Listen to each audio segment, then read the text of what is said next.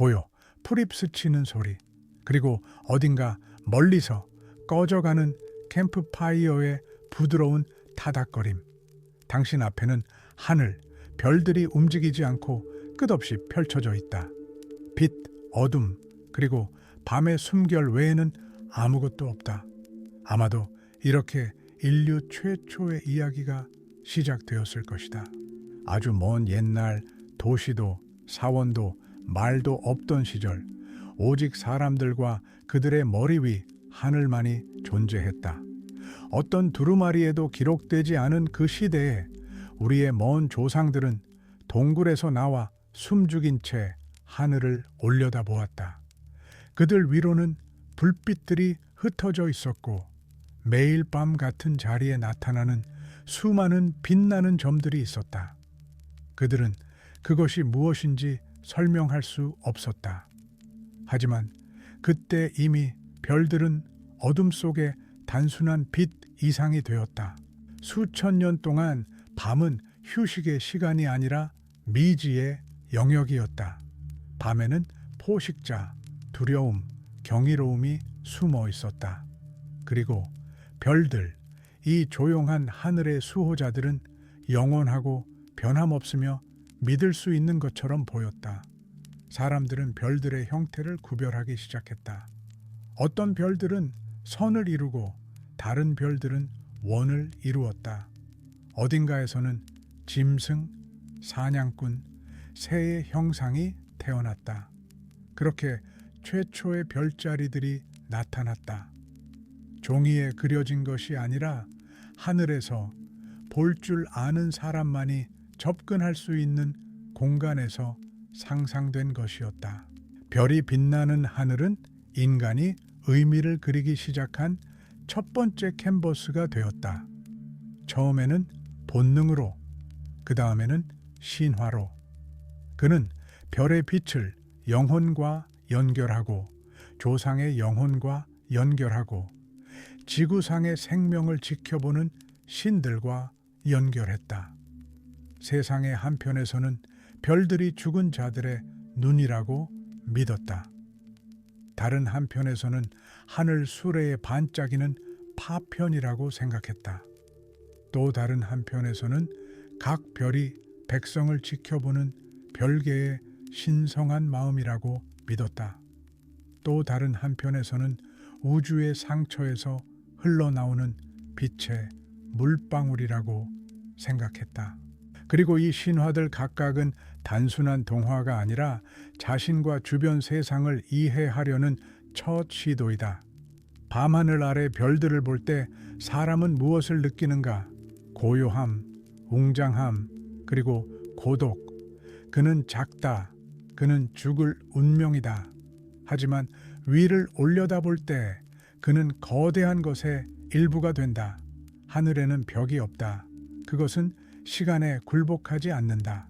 그리고 별들이 어제 불타올랐고 오늘 불타오르고 아마도 내일도 불타오를 것이라면 이것은 의미가 있다는 것을 의미한다.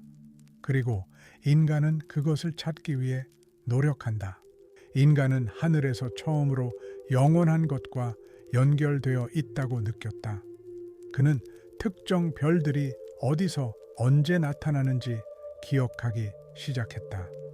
그는 그들 중 일부가 사라졌다가 몇 달 후에 다시 돌아오는 것을 알아차렸다. 그렇게 시간, 즉 별의 시간에 대한 첫 이해가 나타났다. 그것은 숫자는 없었지만 리듬이 있었다. 사람들은 하늘에 따라 살기 시작했다. 사냥꾼들은 특별한 별이 뜰 때 사냥을 나섰다. 농부들은 지평선의 밝은 점이 돌아오기를 기다렸다가 씨를 뿌리기 시작했다. 여자들은 달의 위상을 계산했고 남자들은 은하수를 따라 방향을 잡았다. 그리고 태양이 인간에게 낮에 사는 법을 가르쳤다면 별들은 그에게 신비감을 가지고 사는 법을 가르쳤다. 매일 저녁 장막처럼 어둠이 드리워졌고 그 배경에는 또 다른 세상이 열렸다. 눈을 위한 세상이 아니라 영혼을 위한 세상. 그리고 인간은 아직 수학도, 천문학도, 과학도 모른 채 이 세상을 이해하려고 노력했다. 그는 마음으로, 꿈으로, 이야기로 이해했다. 그는 이야기하기 시작했다. 그는 꿈을 꾸기 시작했다. 어딘가 지구상에서 그 저녁 중 하나에 한 고대 이야기꾼이 불 옆에 앉아 하늘을 바라보며 이야기하기 시작했다. 그는 별을 가리키며 말했다. 여기 사슴이 있다. 그것은 달리고 있다. 그것은 우리를 봄이 시작될 곳으로 이끌고 있다. 그리고 다른 이들도 그곳을 바라보고 사슴을 보았다. 그렇게 빛나는 점에서 이야기가 태어났다. 지도, 신화. 하늘은 단어가 나타나기도 전에 인류의 도서관이 되었다. 그것은 문자가 아니라 의미를 기록했다. 별들은 기억의 닻이 되었다. 그리고 어떤 문명이든 나타난 곳마다 본능적으로 머리를 위로 들어 이 혼란스러운 빛 속에서 자신을 찾았다. 어떤 이들에게는 그것이 용이었다. 어떤 이들에게는 물고기였다. 어떤 이들에게는 죽음 후에 하늘로 올라간 여인의 영혼이었다. 그러나 그들은 모두 언어, 피부색, 시대와 상관없이 한 가지를 느꼈다. 하늘은 단지 우리 위에 있는 것이 아니다. 그것은 우리 안에 있다. 그리고 이 생각과 함께 우리는 계속 나아갈 것이다. 하늘을 단순히 바라보는 것을 넘어 이해하려 했던 이들의 발자취를 따라가며 우리는 수세기, 민족, 전설을 여행하며 최초의 별 지도가 어떻게 탄생했고 어떻게 믿음, 두려움, 희망과 얽혔는지 그리고 인간이 단계별로 별들의 혼돈을 의미의 음악으로 어떻게 변화시켰는지 살펴볼 것이다. 그리고 이 여정은 바로 여기에서 시작된다. 고요함 속에서 영원히 얼어붙은 반짝이는 불빛 아래서 오랜 옛날 문자가 나타나기 훨씬 전 최초의 도시와 사원이 생기기 전에도 인간은 이미 하늘을 바라보고 있었다. 우리가 선사시대라고 부르는 그 시대에 별들은 밤의 장식품에 불과한 것이 아니라 삶의 일부가 되었고 형태를 갖추기 시작한 내면 세계의 일부가 되었다. 오직 돌도구와 동굴 벽화만을 남긴 그 사람들은 이미 관찰에 대한 본능적인 필요를 가지고 있었다. 그들의 기억은 집단적이었고 말로 전달되는 것이 아니라 몸짓, 리듬, 의식을 통해 전달되었다. 그리고 하늘은 평원 위, 산 위, 캠프장과 동굴 위에서 변함없는 존재였다. 별들은 연장자들이 죽어도 사라지지 않았다. 그것들은 시간을 초월했다. 그리고 바로 그렇기 때문에 항해가 탄생하기 전에 랜드마크가 되었다. 달력이 생기기 전에 시간 표시기가 되었다. 그리고 문자가 나타나기 전에 상징이 되었다. 오늘날 고고학자와 과학자들은 그 시대의 흔적들을 끈질기게 맞춰 나가고 있습니다. 이집트 남부의 나부타 플라야 사막에는 오늘날 모래와 바람만이 있을 뿐이지만 한때 생명이 있었습니다. 7,000년도 더 전에 그곳에는 놀라운 정밀도로 지어진 돌 원형들이 서 있었습니다. 그 축들은 밤하늘에서 가장 밝은 별인 시리우스의 헬리아칼 상승을 가리키고 있었습니다. 이것은 단순한 우연이 아니었습니다. 그것은 의도적인 관찰과 기억의 행위였습니다. 하늘은 의식의 일부가 되었습니다. 그리고 멀리 북쪽 브리튼의 평원에는 스톤헨지가 솟아 있었다. 그 정확한 목적은 여전히 미스터리이다. 그러나 한 가지는 분명하다. 그것은 하늘과 연결되어 있다. 돌 블록들은 여름과 겨울 하지점의 순간들을 표시하도록 놓여져 있다. 사람들은 특정 날짜, 특정 돌 뒤로 해가 뜨거나 지는 것을 보기 위해 그곳에 모였다. 이것은 그들이 천체의 움직임을 추적하는 방법을 알고 있었음을 의미한다. 그들은 패턴을 추출하는 방법을 알고 있었다. 그들은 그것을 삶과 연결하는 방법을 알고 있었다. 아일랜드에는 5,000년도 더 전에 지어진 뉴그레인지 성소가 있습니다. 동지에는 좁은 통로를 통해 햇살이 비춰져 언덕 안에 숨겨진 방을 비춥니다. 이러한 정밀함, 이러한 주기에 대한 이해는 고대인들이 별뿐만 아니라 시간도 알고 있었다는 것을 시사합니다. 그들은 새해가 언제 시작되는지 표시했습니다. 낮이 언제 길어지는지, 빛이 언제 돌아오는지, 이 모든 것은 하늘을 관찰한 덕분이었습니다. 심지어 외부 세계와 완전히 고립된 것처럼 보이는 동굴에서도 사람들은 별의 흔적을 남겼다. 프랑스와 스페인의 일부 동굴 천장에는 연구자들이 별들의 집단을 묘사했을 것이라고 추정하는 점, 선, 원이 발견되었다. 예를 들어 라스코 동굴에서는 소의 모습과 함께 플레이아데스 선군을 연상시키는 점들이 발견되었다. 이것은 우연일 수도 있다. 아니면 별자리 지도의 첫 걸음일 수도 있다. 하지만 사람이 이 이미지를 돌에 남겼다면 그것은 그가 그것을 중요하다고 생각했다는 의미이다. 그리고 아마도 신성하다고 생각했을 것이다. 고대인들은 왜 하늘을 그렇게 주의 깊게 관찰했을까? 대답은 간단하다. 하늘은 리듬을 제공했다. 그 안에는 논리가 있었다. 자연의 변덕과 땅의 위험과는 달리 별들은 안정적이었다. 그들은 같은 시기에 뜨고 졌다. 그들의 나타남은 따뜻함의 시작이나 추위의 도래와 일치했다. 그들은 신호가 되었다. 특정 별자리가 나타나자마자 사냥, 이주, 겨울 준비가 시작되었다. 사람들은 그것들이 가스, 플라즈마, 광년이라는 것을 몰랐다. 하지만 그들은 별들이 랜드마크라는 것을 알았다.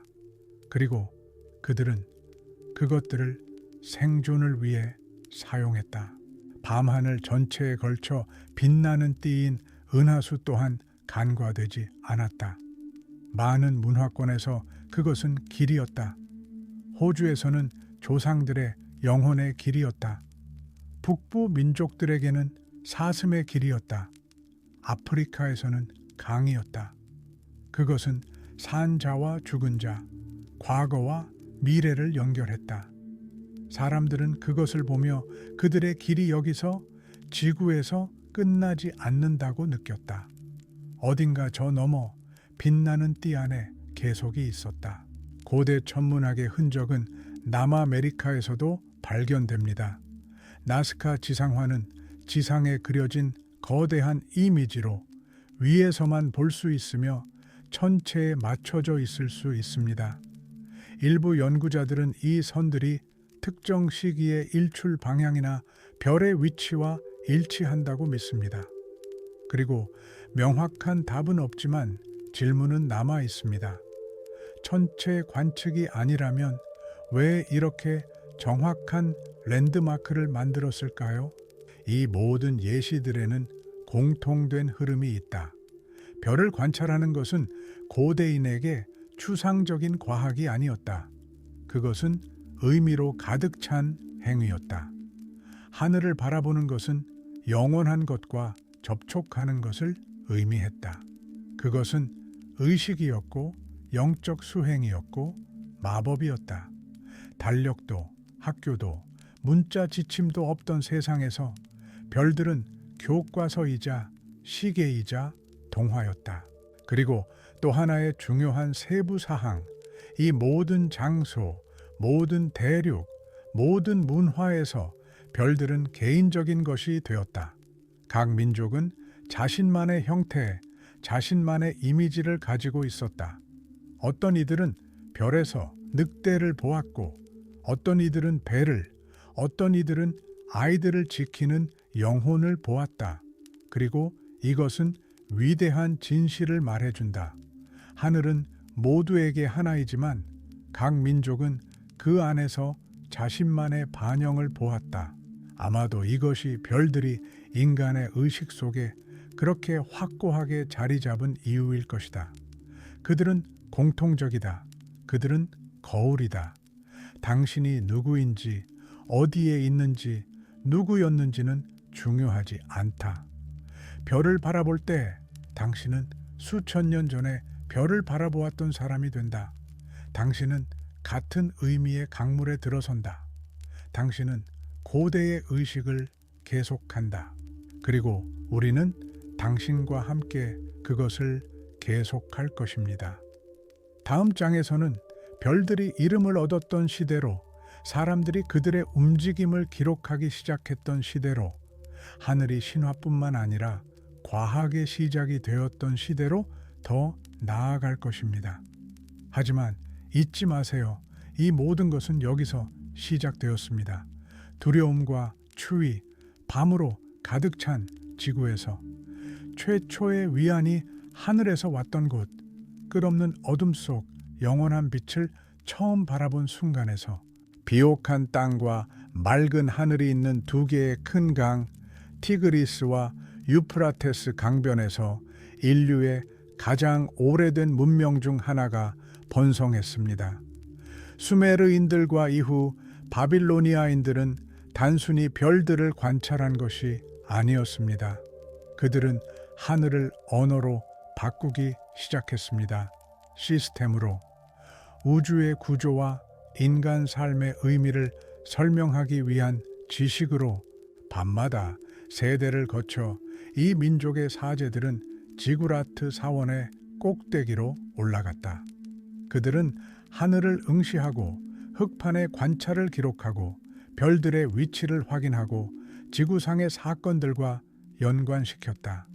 다른 민족들에게는 오직 신화만이 있던 곳에서 메소포타미아에서는 과학이 시작되었다. 하지만 그것은 아직 마법과 분리되지 않은 과학이었다.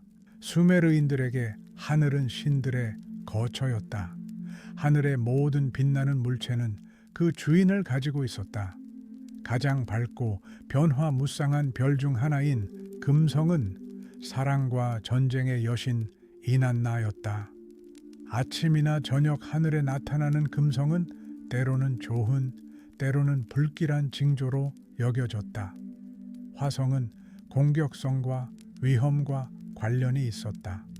목성은 왕권의 상징이었다. 달과 태양은 어떤 인간과도 동등한 권능을 가진 위대한 천체 신이었다. 하늘은 세 구역으로 나뉘어져 있었고 각 구역은 최고 신들 중 하나인 아누, 엔릴, 에아에게 속했다. 이 구역들은 별과 행성이 움직이는 경로를 나타냈다. 이러한 구분은 사제들이 별과 행성의 출현을 예측하고 그 움직임을 해석하며 왕과 귀족에게 조언할 수 있도록 했다. 하지만 수메르인들은 그저 관찰만 한 것이 아니었다. 그들은 이야기를 들려주었다. 신화를 기록했다. 가장 오래된 신화 중 하나는 신들의 전쟁으로 별들이 탄생하는 세계 창조에 대한 서사시이다. 길가메시 서사시에는 별들이 운명의 전조로 언급된다. 일부 연구자들은 영웅 자신이 특정 별자리, 아마도 하늘에서 가장 밝은 별자리 중 하나인 오리온과 관련이 있었다고 추정한다. 바빌로니아인들에게 권력이 넘어갔을 때 관측은 더욱 정밀해졌다. 그들은 달의 위상, 행성의 움직임, 별의 출현과 소멸을 기록하기 시작했다. 이러한 기록은 수세기 동안 보관되었다. 가장 중요한 발견 중 하나는 기원전 7세기경으로 추정되는 물아핀, 물에이핀이라는 이름의 점토판이다. 이 점토판에는 별들의 분류와 그 움직임에 대한 설명이 담겨 있다. 약 50개의 별자리가 거기에 표시되어 있다. 이것은 더 이상 신화가 아니라 체계화이다. 이것이 별 지도이다. 하지만 바빌로니아인들은 우주와 운명을 분리하지 않았다. 그들에게 천체는 거대하고 살아있는 언어 속의 단어와 같았다. 별의 모든 뜨고 지는 것은 홍수, 전투에서의 패배, 상속인의 탄생을 예고하는 전조가 될 수 있었다. 그들은 별에서 미래를 읽을 수 있다고 믿었다. 그리하여 천체의 움직임을 통해 운명을 이해하려는 시도인 점성술이 탄생했다. 매일 아침 바빌로니아의 왕은 별 자체를 읽는 것이 아니라 그 해석을 읽으며 하루를 시작할 수 있었다.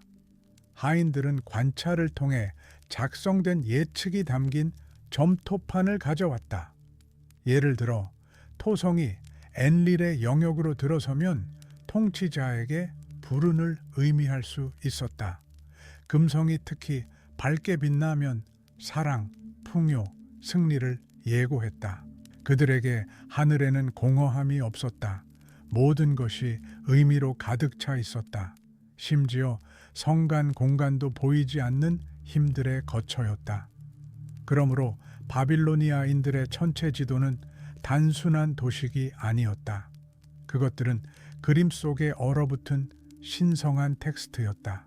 특히 중요한 것은 황도대였다. 바빌로니아 버전에서 황도대는 특정 별 그룹에 해당하는 12개의 구역으로 나뉘었다. 이러한 구분은 나중에 그리스와 현대 점성술의 기초를 형성했다. 즉, 오늘날 우리가 누군가가 황소자리이다 라고 말할 때 우리는 알지 못하는 사이에 메소포타미아의 하늘을 인용하고 있는 것이다. 또 다른 놀라운 점은 관측의 정확성이다. 바빌로니아 사제들은 월식과 일식을 예측했다. 그들은 춘분과 추분의 순간을 높은 정확도로 결정할 수 있었다. 그들은 심지어 다양한 천문주기를 비교한 표까지 보관했다. 이것은 단순히 상징주의에 대한 맹목적인 믿음이 아니라 복잡하고 정확한 초기 수학이었다.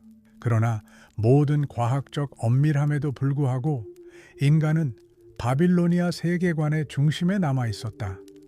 별들과 연결되어 있었지만 그들과 동등하지는 않았다. 그는 별들의 의지, 그들의 움직임에 종속되었다. 그는 미리 정해진 질서 속에서 살았다. 그리고 이것이 별 지도에 의미를 부여했다. 그것들은 단순히 하늘의 지도가 아니었다. 그것들은 운명의 지도였다. 그리고 오늘 우리가 점토에 보존된 바빌로니아 별 지도의 이미지를 볼 때 우리는 단순한 글자를 보는 것이 아니다. 우리는 인간이 지구와 우주 사이에 다리를 놓으려는 시도를 본다. 우리는 관찰에서 믿음이 어떻게 자라났는지 본다. 믿음에서 지식이 자라났고 지식에서 희망이 자라났음을 본다. 바빌로니아 사제를 포함하여 하늘을 바라본 모든 이들은 단 한 가지를 원했다. 우리가 왜 여기에 있는지 이해하는 것, 그리고 우리 위에 흩뿌려진 빛의 길이 어디로 이어지는지 아는 것. 동쪽 모래와 계곡 사이 위대한 강이 시간 속을 천천히 흐르는 곳에서 이집트가 탄생했다. 파라오, 피라미드, 그리고 영원의 왕국.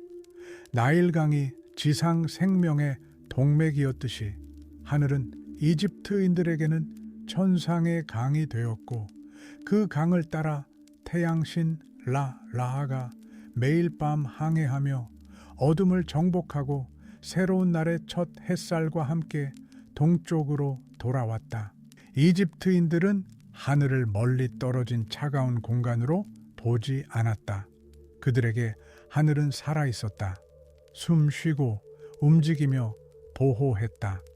그것은 여신 누트의 몸이었고 그녀의 굽은 몸은 지구 위로 뻗어 있었고 별들은 그녀의 몸, 그녀의 눈물, 그녀의 숨결이었다. 모든 일출은 그녀의 탄생이었고 모든 일식은 그녀의 고통이었으며 별의 모든 움직임은 그녀의 몸짓이었다. 이것은 추상적인 비유가 아니었다. 그것은 종교적 진실이었고 이집트 존재의 근간이었다. 이집트에게 가장 중요한 별은 소티스, 즉 밤하늘에서 가장 밝은 별인 시리우스, 시리웃였다. 오랜 사라짐 끝에 새벽 하늘에 처음 나타나는 시리우스는 신성하고 중요한 사건인 나일강의 범람을 예고했다. 물 없이는 수확이 없었고 수확 없이는 생명이 없었다. 그리고 물을 알리는 별은 부활, 한 해의 시작, 비옥함의 약속의 상징이 되었다. 이집트 달력의 시작이 정확히 시리우스의 상승과 연관된 것은 우연이 아니다. 이집트 달력은 단순히 날짜의 집합이 아니라 태양과 별의 주기와 조화를 이룬 신성한 메커니즘이었다. 그것은 범람, 파종, 수확의 세 계절을 가지고 있었다. 각 계절은 천문학적 표시를 가지고 있었다.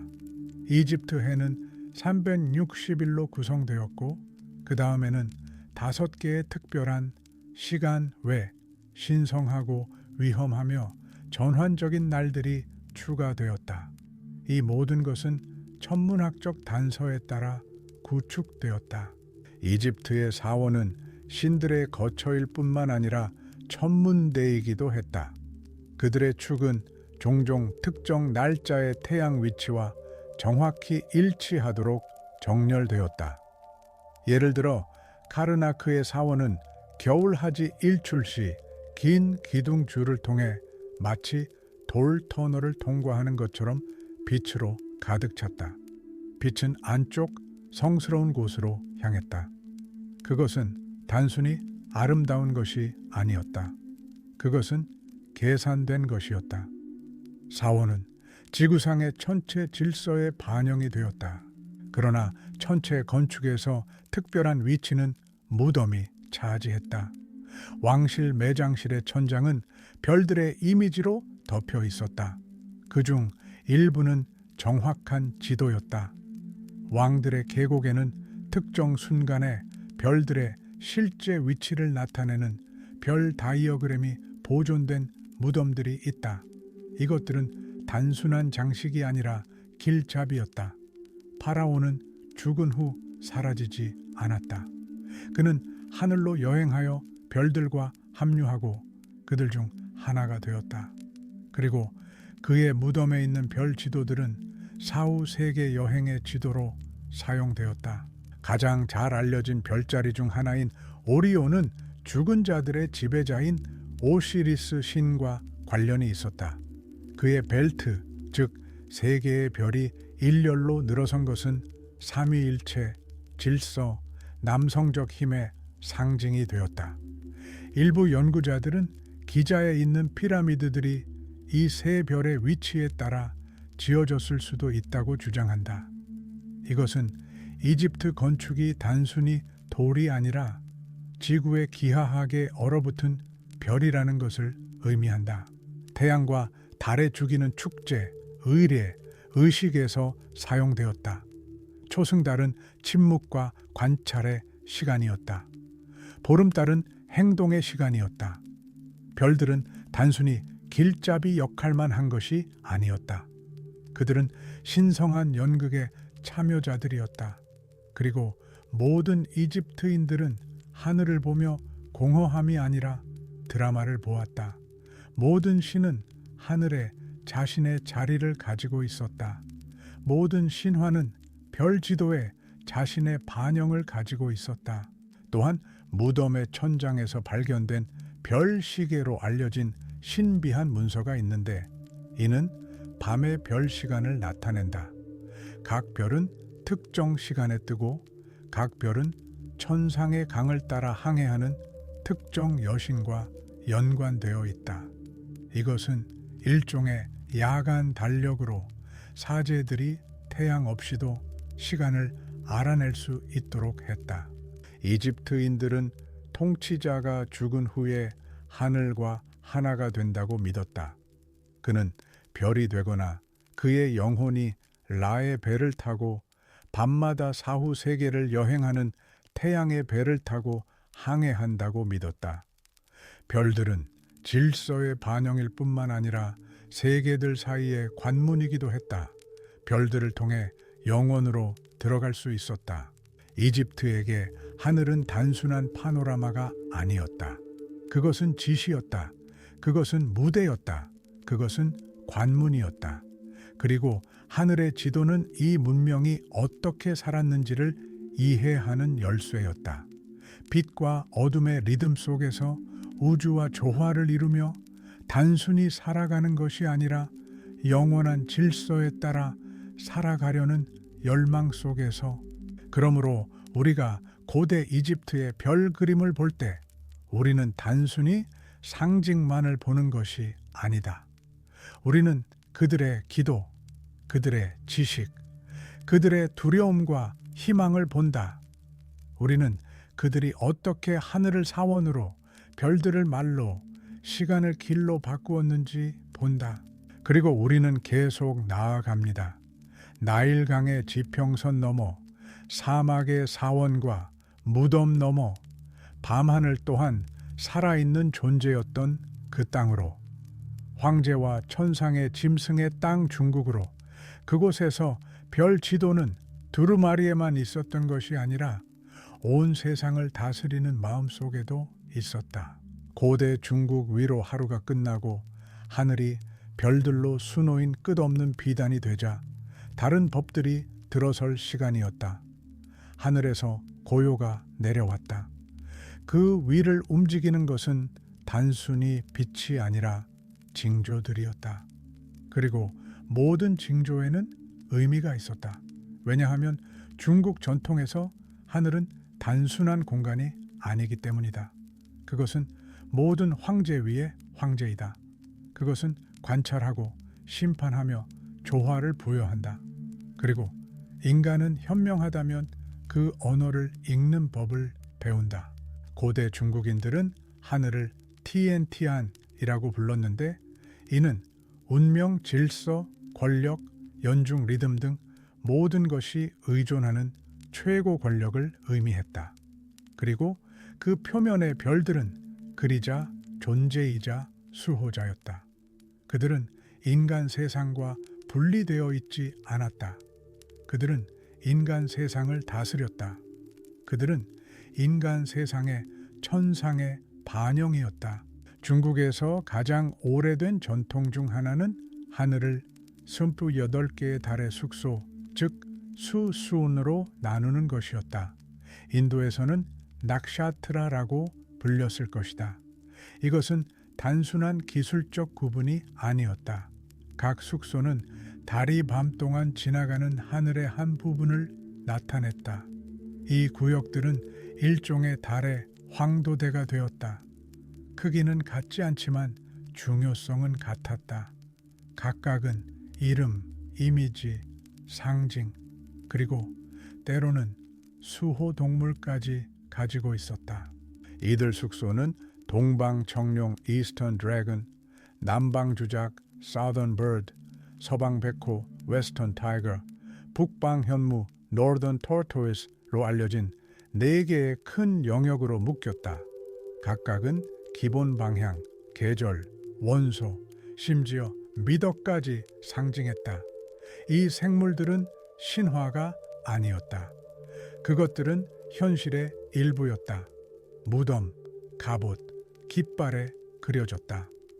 그리고 그들의 별 모양은 하늘에서 보여 창조의 위대한 순환을 상기시켰다.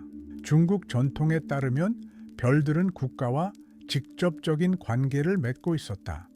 하늘에는 이상적인 질서의 모형이 있었고 천자라 불리는 황제는 그것을 지상에 구현해야 했다. 일식이 일어나거나 해성이 특이하게 나타나거나 별들이 평소와 다르게 행동하면 그것은 불길한 징조로 여겨졌다. 아마도 국가에 혼란이 있거나 통치자가 조화를 깨뜨렸을 것이다. 그러한 현상들은 재앙의 전조와 동일시될 수 있었다. 하늘이 말했고 현명한 통치자는 귀 기울여야 했다. 그러므로 모든 왕조에서는 천체를 관측할 뿐만 아니라 예측, 달력, 해석을 편찬하는 특별한 관리, 즉 천문학자들이 있었다. 이들은 궁정에서 높은 지위를 누렸다.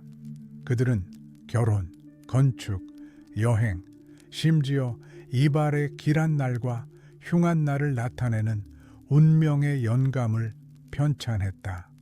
그들의 작업은 천문학, 철학, 국가 권력, 예술을 결합한 것이었다. 중국인들은 아주 일찍부터 관측 기록을 시작했습니다. 이미 기원전 2000년대에 최초의 체계적인 기록이 나타났습니다. 그들은 일식, 해성 움직임, 새로운 별의 출현 등을 기록했습니다. 이 기록들 중 일부는 오늘날까지 전해져 현대 천문학자들이 실제 우주 사건을 확인하는 데 도움이 되었습니다. 따라서 고대 중국의 별 지도는 단순한 신화가 아니라 귀중한 역사적 문서입니다. 별들은 먼 존재가 아니었다. 그들은 달력 안에 살았다. 음양 주기를 기반으로 한 중국 달력은 복잡한 시스템으로 달의 각 위상, 각 달, 각 해는 별과 상응하는 것을 가지고 있었다. 쥐, 소, 용 등의 기호로 많은 사람들에게 친숙한 중국 시비간지조차 천체 주기와 연결되어 있다. 매년은 특정 동물과 원소의 보호를 받았으며 전체 시스템은 60년 주기로 닫혔다. 이것은 단순히 시간 측정기가 아니라 전체 왕조가 살았던 우주 모델이었다. 중국에서 별 지도는 종종 두루마리나 사원과 무덤의 천장에 그려졌다. 한 왕조의 무덤 중 하나에는 잘 알려진 많은 별들의 정확한 위치가 표시된 웅장한 별하늘이 보존되어 있다. 이 이미지는 단순한 장식이 아니다. 그것은 사후 세계로의 길잡이이며 영혼을 위한 지도이며 생명에서 불멸로의 여정을 위한 안내서이다. 심지어 은하수 자체도 중국에는 전설이 있었다. 그것은 천상의 강이라고 불렸다. 소몰이꾼과 배 짜는 소녀에 대한 신화가 있었는데 이 강으로 인해 갈라진 별들이 1년에 한 번 7월 7일에만 만날 수 있다는 내용이었다. 이 날에는 까치들의 다리가 하늘에 나타나고 별의 연인들이 재회한다. 이것은 아이들에게 들려주는 감동적인 이야기이지만 깊은 문화적 의미를 담고 있다. 심지어 별들도 사랑과 시간에 종속된다는 것이다. 중국 문화에서 하늘은 철학과 깊이 연결되어 있었다. 유교는 덕, 질서, 의의 존중을 통해 천도 티안다오를 따르도록 가르쳤다. 도교는 별들 속에서 도다오의 구현을 보았다. 도는 말로 표현할 수 없지만 밤의 고요함 속에서 느낄 수 있는 위대한 길이었다. 별 아래 명상, 하늘의 리듬에 맞춰 숨 쉬기, 명상, 이 모든 것은 영적 수행의 일부였다. 황제는 단순한 통치자가 아니었다. 그는 하늘과 땅을 잇는 살아있는 연결고리였다.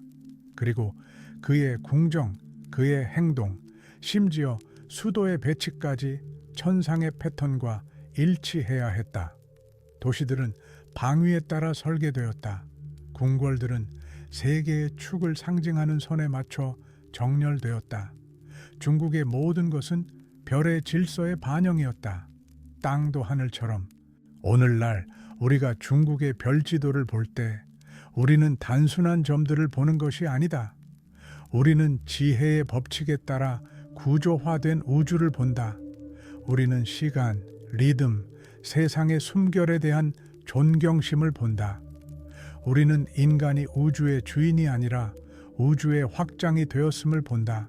그리고 중국의 밤이 내릴 때 당신이 어디에 있든 실크 옷을 입은 고대 학자가 하늘을 바라보며 두루마리의 표시를 하고 멀리 있는 별의 빛을 바라보며 속삭이는 모습을 상상할 수 있다. 모든 것이 연결되어 있다. 모든 것이 질서 속에 있다. 모든 것에 의미가 있다. 이제 우리는 더 나아갈 것이다. 남쪽으로. 별들의 찬란함이 과학, 시, 그리고 신앙의 카펫에 짜여진 곳으로. 아랍 천문학자들이 헬라스의 길을 계속하고 신비주의자들이 별이 빛나는 하늘에서 신의 반영을 찾았던 세계로. 이슬람의 땅으로, 아랍 천문학의 황금 시대로. 밤, 고대 바그다드의 지붕 위로 별이 빛나는 하늘이 조용히 반짝인다. 더위는 물러가고 도시는 잠들고 천문대 탑에서는 고독한 인물들이 계속해서 관측을 한다.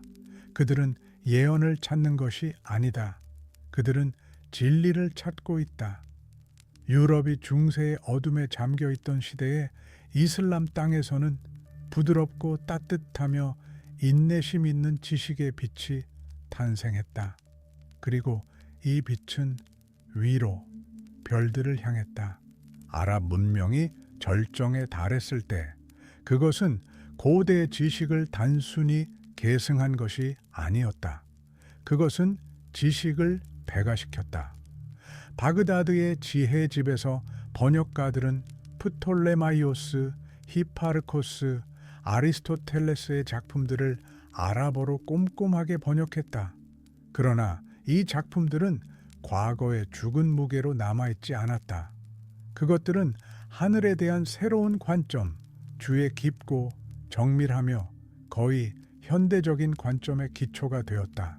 이슬람 문화에서 과학은 신앙의 반대가 아니었다. 오히려 우주 연구는 신성한 행위로 여겨졌다. 코란은 반복적으로 하늘을 보며 성찰하고 관찰하며 징표를 찾도록 촉구한다. 별들은 길잡이, 하늘의 장식, 성찰하는 자들을 위한 징표로 언급된다. 그리하여 천문학은 과학적, 종교적 삶의 필수적인 부분이 되었다. 알바타니, 알수피, 알비루니, 울루그 베그 등 위대한 학자들은 평생을 별 연구에 바쳤다. 그들은 놀라운 정확도로 별 목록을 만들었다. 행성의 움직임을 측정하고 한 해의 길이를 계산하며 일식과 월식을 예측했다. 이 모든 것을 망원경 없이 오직 아스트롤랍의 사분원, 자, 그리고 예리하고 인내심 있는 눈으로만 해냈다. 9세기 알바타니는 프톨레마이오스의 오류를 수정하며 많은 별들의 좌표를 재계산했다. 그는 태양년의 길이를 정확하게 측정했는데 365일 5시간 약 49분이었다. 그의 표는 코페르니쿠스 시대까지 유럽에서 사용되었다. 그리고 알수피는 우리가 오늘날 안드로메다 은하라고 부르는 것을 처음으로 묘사했다. 밤하늘의 희미한 빛의 흔적을. 그는 그것을 물체가 아니라 주목할 만한 신비로 보았다. 이슬람 시대의 천문대는 진정한 과학 사원이었습니다. 페르시아의 마라게에서는 수십 명의 과학자들이 일했던 최초의 대규모 천문대 중 하나가 건설되었습니다. 나중에 사마르칸트에서는 통치자이자 시인이자 수학자인 울루그 베그가 길이가 40m가 넘는 거대한 육분회가 있는 천문대를 건설했습니다. 그는 직접 별들을 관측하고 1100개 이상의 별의 좌표를 포함하는 당대 가장 정확한 별 카탈로그 중 하나를 만들었습니다. 그러나 도구 이전에도 그리고 그 너머에도 이슬람 천문학의 가장 중요한 업적은 하늘에 대한 태도였습니다. 그것은 지식의 대상일 뿐만 아니라 질서, 아름다움, 신성한 조화의 상징이었습니다. 별들을 묵상하는 것은 수피들에게 영적인 수행이었습니다. 그들은 말했습니다. 별들을 바라보는 자는 침묵하는 법을 배운다. 그리고 이 침묵 속에서 지식이 온다. 별들은 또한 실용적인 의미도 있었다. 이슬람 교도들은 별을 관찰하여 기도 방향인 키블라를 결정했다. 사막과 바다에서의 항해도 별을 랜드마크로 삼았다. 천문학적 지식은 성월, 특히 라마단의 시작을 결정하고 낮과 밤의 특정 시간에 엄격히 수행되는 살라트 기도, 시간을 계산하는 데 필요했다. 이슬람 과학의 상징인 아스트롤라베는 보편적인 도구가 되었다. 그것의 도움으로 지평선과 천체 사이의 각도를 측정하고 한 장소의 위도, 시간, 메카 방향을 결정할 수 있었다. 그것은 단순한 기술이 아니었다. 그것은 상상할 수 없는 것을 측정하려는 인간의 열망의 구현이었다. 이슬람 세계에서 만들어진 별 지도는 과학적 도식일 뿐만 아니라 예술 작품이기도 했다. 히파르코스 시대로 거슬러 올라가는 전통에 따라 동물, 영웅, 생명체의 형태로 별자리들을 묘사했지만 동양적인 정교함으로 표현되었다.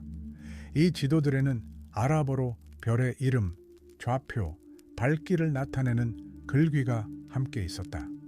현대 천문학 언어에도 이 이름들 중 상당수가 남아있다. 알타이르, 알데바란, 베텔그스, 베가, 이 모든 것들은 수세기 동안 우리에게 전해져 내려온 아랍어 이름이다. 흥미롭게도 프톨레마이오스에게서 물려받은 지구 중심설은 이슬람 세계에서 오랫동안 지배적이었다. 그러나 일부 학자들은 그 절대적인 진실성에 의문을 제기하기 시작했다. 예를 들어 알비루니는 지구 자전에 대해 신중하게 가설을 세웠다. 하지만 이것들은 아직 발견으로 피어나지 않은 씨앗들이었다. 그럼에도 불구하고 이슬람 과학은 미래 혁명의 길을 열었다. 그것은 고대의 지식을 보존하고 풍부하게 하고 유럽에 전파했다. 그것이 없었다면 코페르니쿠스, 갈릴로, 케플러는 아마 없었을 것이다. 오늘날 우리가 우주를 연구하는 별 지도도 없었을 것이다. 그리고 이 모든 것은 밤의 고요함 속에서 태어났다.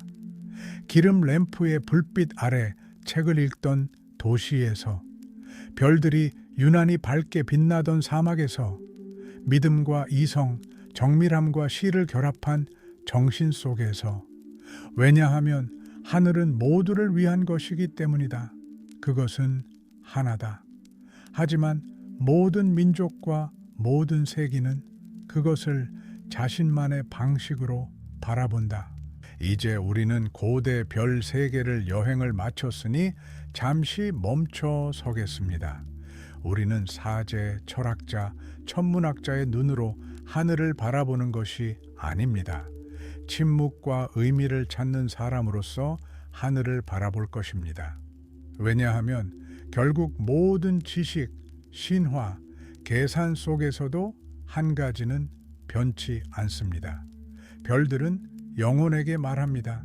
다음이자 마지막 부분에서는 별들이 침묵하는 소리를 듣기 위해 함께 속도를 늦출 것이다.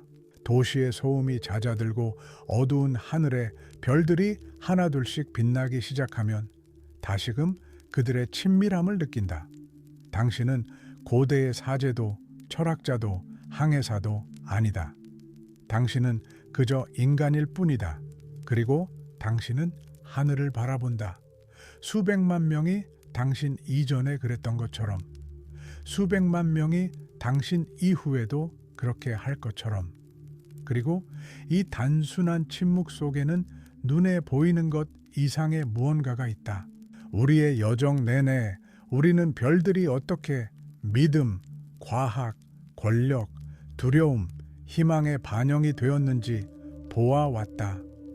우리는 별들이 신이었던 땅, 별들이 천상의 두루마리 위에 글자가 되었던 땅, 별들이 시간의 리듬을 드러내고 길을 보여주었던 땅을 여행했다. 그리고 모든 문화에서 차이점에도 불구하고 공통적인 것이 있었다. 하늘이 말한다는 느낌. 들을 줄 아는 모든 이에게 하늘은 말한다. 그런데 그것은 무엇을 말하는가? 아마도 그것은 무한에 대해 말할 것이다. 별을 볼 때마다 사람은 규모를 느낀다. 몸은 땅에 남아있지만 시선은 위로, 경계가 없는 곳으로 뻗어나간다. 이 느낌 속에는 경외심과 위안이 모두 있다. 당신은 작지만 위대한 것을 본다. 당신은 죽을 운명이지만 영혼을 들여다본다. 아마도 하늘은 기억에 대해 말할 것이다. 멀리 있는 별들의 빛은 과거의 빛이기 때문이다. 당신이 보는 그 불빛들은 수천 년 전에 사라졌을 수도 있지만 그 빛은 이제야 우리에게 도달한다. 이것은 아무것도 즉시 사라지지 않는다는 것을 의미한다. 이것은 우리가 존재했던 모든 것, 우리가 느꼈던 모든 것, 우리가 사랑했던 모든 것이 흔적도 없이 사라지지 않는다는 것을 의미한다. 그것은 계속해서 나아간다. 그리고 언젠가 누군가가 그것을 보게 될 것이다. 그리고 아마도 하늘은 침묵에 대해 말할 것이다. 우리가 거의 접촉하지 않는 내면의 깊은 침묵에 대해. 별들은 소음을 내지 않는다. 그들은 관심을 요구하지 않는다. 그들은 그저 존재한다. 조용히, 끈기 있게, 끊임없이. 그리고 이것이 그들의 힘이다. 그들은 우리에게 말없이 듣고 설명 없이 느끼고 서두르지 않고 존재하는 법을 가르친다. 하늘을 올려다볼 때 당신은 자신을 만난다. 거기 별들 사이에서 당신은 답을 찾는 것이 아니라 공명을 찾는다. 당신은 누구인가? 어디서 왔는가? 어디로 가는가? 왜 여기에 있는가? 이 질문들은 불안감이 아니라 음악처럼 당신 안에서 울려 퍼진다. 그리고 별들은 이 음악의 음표이다. 현대 과학은 수십억 개의 은하, 별 시스템, 블랙홀, 중성자별, 초신성, 퀘이사에 대해 이야기합니다. 놀랍고 아름답고 복잡합니다. 하지만 이 모든 것에도 불구하고 별에 대한 우리의 감정은 변함이 없습니다. 이성적이지 않고 감각적입니다. 우리는 그것이 중요하다는 것을 느낍니다. 그것이 우리를 위한 것이라는 것을 느낍니다. 별들은 모든 것을 목격했다. 첫 모닥불, 첫 말, 첫 걸음. 그들은 인간이 동굴벽에 자신들을 그리는 것을 보았다. 그들이 돌 원형을 짓는 것을 보았다. 그들이 신화를 쓰고 찬송가를 작곡하는 것을 보았다. 그들이 궤도 모양에 대해 논쟁하고 기울기 각도를 계산하는 것을 보았다. 그들은 우리의 모든 모습을 보았다. 그리고 이 모든 시간 동안 그들은 제자리에 남아 있었다. 반짝이며 관찰하며. 그리고 이제 우리는 화면, 신호, 빛 속에서 별들이 보이지 않는 도시에서 살아간다. 하지만 그럼에도 불구하고 밖에 나가 소음을 끄고 잔디밭에 누워 그저 위를 올려다볼 기회가 생기면 우리 안에서 무언가가 되살아난다. 고대적인 무언가. 인간이 처음 하늘을 올려다본 순간부터 변하지 않은 무언가. 이 감정은 증명을 필요로 하지 않는다. 그저 존재할 뿐이다. 조용한 기쁨, 부드러운 그리움, 영혼을 어루만지는 빛. 그리고 바로 이 감정 때문에 우리는 계속해서 위를 올려다본다. 꿈속에서 별들은 특히 가깝다. 주위의 모든 것이 고요해지고 마음이 느려지며 인식이 부드러워질 때 우리는 입술에서 나오는 것이 아니라 빛에서 나오는 목소리를 들을 수 있다. 이것은 동화가 아니다. 이것은 진실이다. 하늘이 우리 머리 위에만 있는 것이 아니라 우리 안에 있는 공간이라는 진실, 우리의 꿈, 우리의 갈망, 우리의 어린 시절, 우리의 기억. 잠이 들면 별들은 사라지지 않는다. 그들은 계속 불타오른다. 그리고 아마도 그들은 당신을 지켜보고 있을 것이다. 아니면 당신이 그들과 함께하기를 기다리고 있을지도 모른다. 왜냐하면 결국 고대인들이 말했듯이 영혼은 땅으로 내려온 별이기 때문이다. 그리고 그 여정이 끝나면 집으로 돌아간다. 옛 문명들은 이것을 알았다. 그래서 그들은 배를 위한 지도가 아니라 영혼을 위한 지도를 만들었다. 나침반이 아니라 마음을 위한 지도를.